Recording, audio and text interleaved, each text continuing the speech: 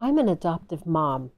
One of the most wonderful aspects of adopting is watching my child blossom and not knowing what this flower may look like in full bloom. I cannot take credit for Jenlu's musical talent, nor for her silky straight black hair, nor her extraordinary organizational skills. I cannot blame her perfectionism on my mother or her aversion to broccoli on my dad. She just is who she is.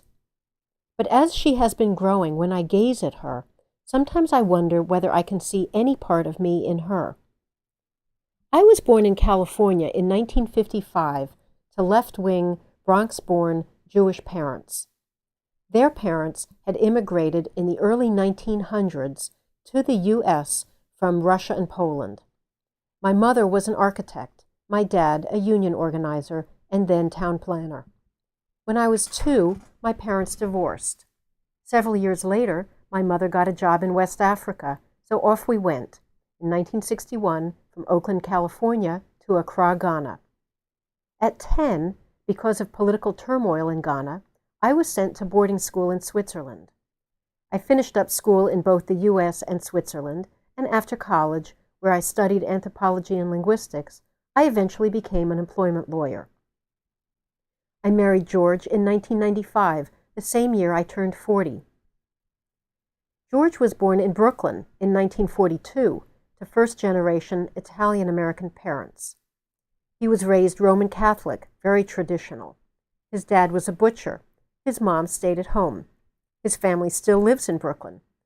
He joined the Navy at 18, got married at 23, had a son by 26. He joined the New York Police Department, served as a detective for many years, and then as an investigator for New York State. We adopted Jenlu from China in 2001 when she was 14 months.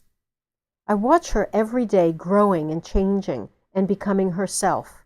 As all parents look for themselves in their children, I've looked for myself in Jenlu. In 4th grade, her class had Culture Day, and every child had to bring in a food that represented their heritage.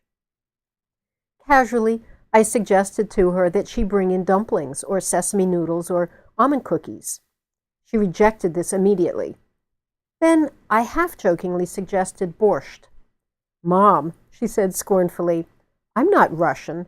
You're Russian." I was at a loss, so I asked what food she would want to take in. I should have known it was her dad's Italian meatballs.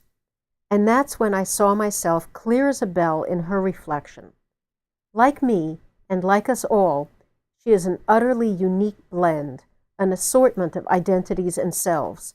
She is a Russian, Jewish, Italian, Chinese, American girl, and my daughter through and through.